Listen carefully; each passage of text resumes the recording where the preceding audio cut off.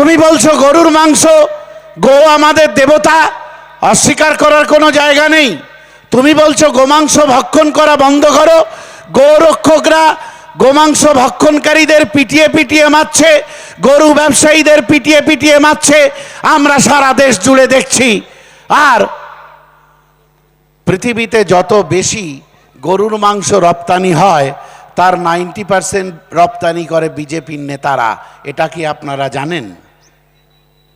তাহলে আপনারা সব গরু যদি খেয়ে ফেলেন, তাহলে বিশ্ববাজারে বিজেপি নেতাদের গোশ বিক্রি করার, গরুর মাংস বিক্রি করার যে ব্যবসাটা, সেটা মারা পড়বে না ভাই? সেই জন্যই তো বলা হচ্ছে গো হত্যা বন্ধ করো।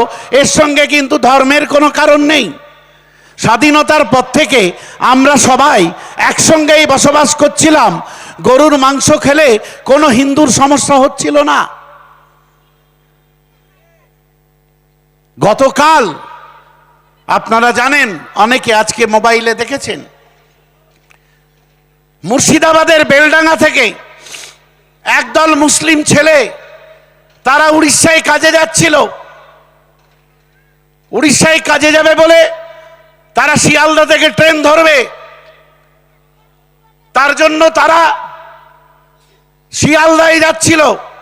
চাকদা স্টেশনে তাদেরকে ধরে গোরক্ষক, স্বঘোষিত গোরক্ষক, নিজের মাকেও যারা খেতে দেয় না, তারা সব গোরক্ষক সেজেছে। সেজে নিজের বাপকে যারা সম্মান দেয় না, তারা গোরক্ষক সেজেছে। গোরক্ষক সেজে ওই 12টা ছেলেকে ধরে মারধর করেছে। একটা দুটো ছেলেকে তুলে নিয়ে চলে গেছে, বলেছে তোরা ওই হুমায়ুন কবিরের দেশের লোক না? মুর্শিদাবাদ কোথায় বাড়ি? যেই বলেছে মুর্শিদাবাদ, বলে ও যেখানে রাম মন্দির, বাবরি মসজিদ হচ্ছে, সেখানকার লোক তো, মার এদের। তারপরে চাকদাতে লোক ডেকেছে। চাকদাতে লোক ডেকে, ভাই চাকদায় নদিয়া জেলা তো নাকি? আপনার জেলার অসম্মান, এটা হিন্দুদের অসম্মান নয়, এটা মুসলমানের অসম্মান নয়, এটা আপনার জেলার অসম্মান। চাকদাতে দাঁড় করিয়ে তাদেরকে ট্রেন থেকে নামিয়ে লোক ডাকা হয়েছে এবং প্রায় 50 জনের একটা টিম এসে তাদেরকে মারধর করা হয়েছে। দিদিমণির লোকেরা ভাবছে বেশ দিচ্ছে বিজেপিকে, দারুণ দিচ্ছে লোকটা বিজেপিকে। তোর রাজ্য হবে কেন মমতা ব্যানার্জি? দারুণ তো দেবো, কিন্তু এ রাজ্যে হবে কেন? এর দায় মমতা ব্যানার্জিকে নিতে হবে। আপনারা বলুন, 2011 সালের আগে বিজেপির দাপাদাপি ছিল কি ভাই? কথা বলবেন না? 2011 সালের আগে এই বাংলায় বিজেপি, গোরক্ষক, গোসেনা, এদের দাপাদাপি ছিল? ছিল না। 2011 সালে তৃণমূল এলো, বিজেপির দাপাদাপি শুরু হলো। কেন জানেন? তার কারণ হচ্ছে, আপনাদের বাড়িতে কল আছে না?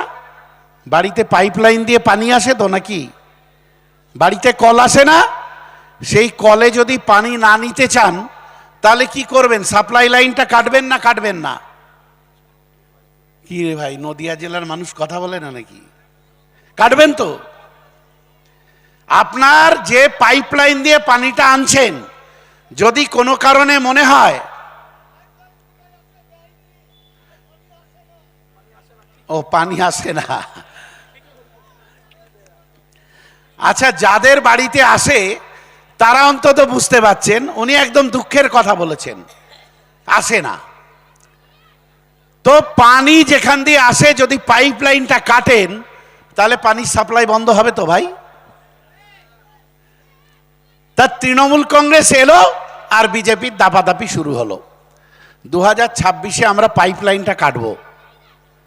বিজেপি সাপ্লাইয়ের যে পাইপলাইন, আপনি দেখুন, 24 পরগনা থেকে মুকুল রায়, 24 পরগনা থেকে মুকুল রায় সম্ভবত কৃষ্ণনগরে দাঁড়িয়েছিল, কৃষ্ণনগর উত্তরে দাঁড়ালো, তাই না?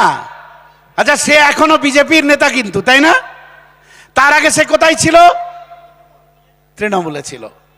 শুভেন্দু অধিকারী এখন বিজেপির নেতা, তার আগে কোথায় ছিল? অর্জুন সিং বিজেপির নেতা, এখন বিজেপির নেতা, তার আগে কোথায় ছিল? যত বড় বড় বিজেপির নেতা দেখছেন, দিলীপ ঘোষ ছাড়া, সুকান্ত মজুমদার এখন ওদের রাজ্য সভাপতি টাভাপতি কি সব বলে আর কি, তো সে অধ্যাপক কোথায় ছিল? তৃণমূল। অর্থাৎ বিজেপিকে সাপ্লাই দিচ্ছে তৃণমূল। মানে যখন আপনি প্রথম গাছে ফুল ফোটে না, প্রথমে ছোট ফুল থাকে, বুঝলেন? প্রথমে ছোট ফুল থাকে, তারপরে ফুলটা আস্তে আস্তে আস্তে আস্তে যত দিন যাবে বড় হবে।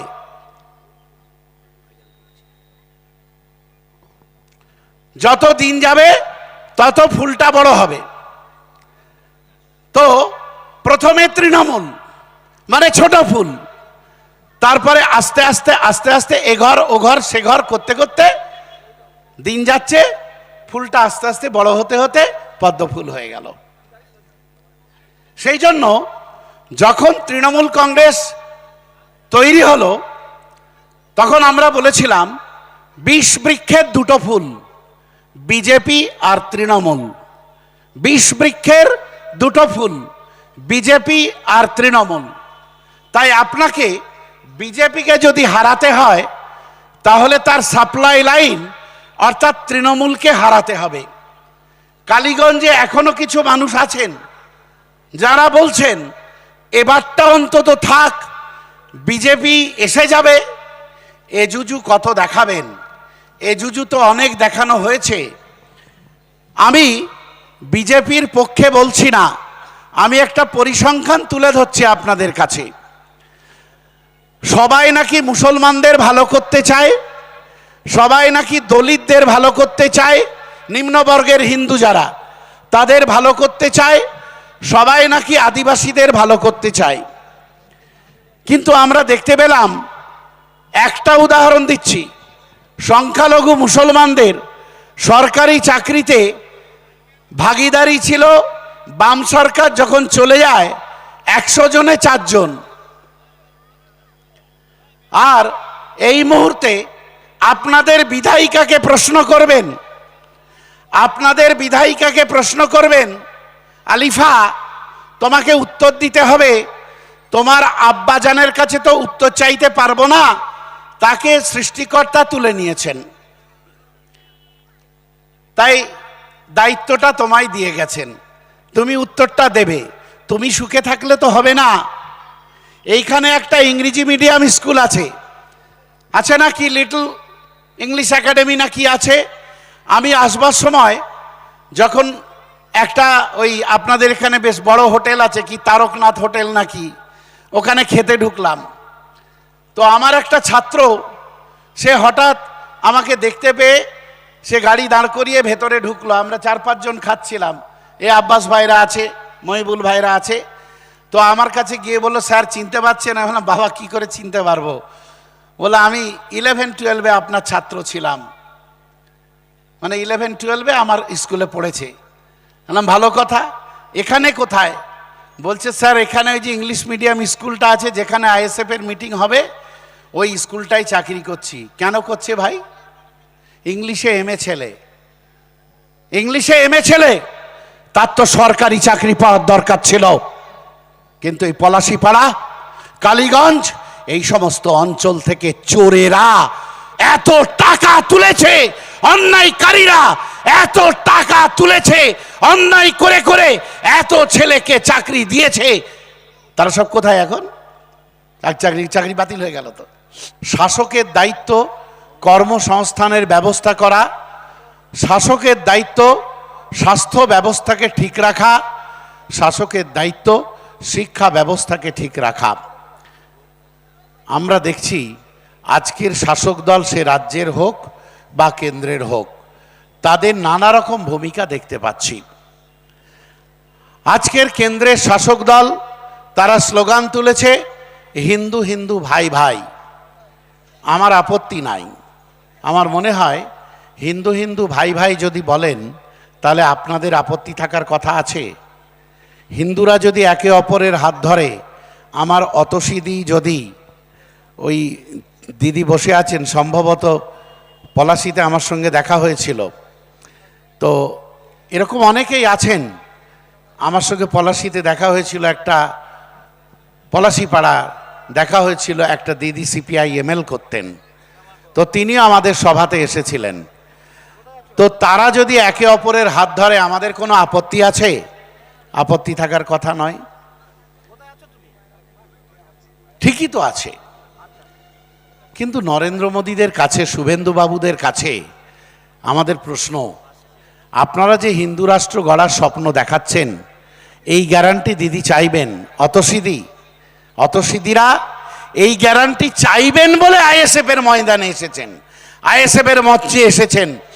এই গ্যারান্টি শুভেন্দু বাবুরা কি দিতে পারবেন যে মুসলমানরা 60 টাকা কেজি মিনিকিট চাল কিনে খায়, খাক, আমি যদি হিন্দু রাষ্ট্র গড়ি, নরেন্দ্র মোদী তুমি বলে দাও, অমিত শাহ বলে দাও যে মুসলমানরা 60 টাকা কেজি চাল কিনে খায়, খাক, আমার হিন্দু রাষ্ট্রে অতসিদিরা 25 টাকা কেজি চাল কিনে খাবে, তার বন্দোবস্ত করা হবে। এটা বলা উচিত তো।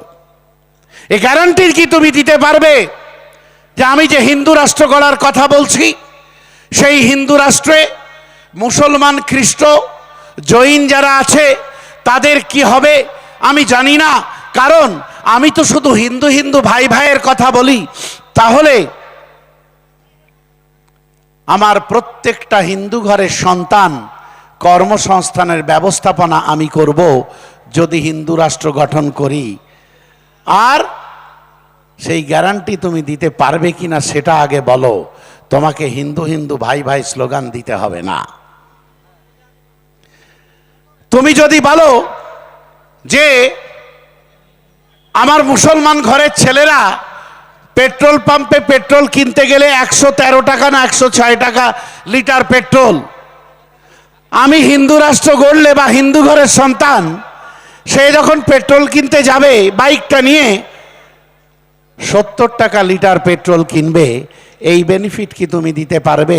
তাহলে যদি তা না পারো,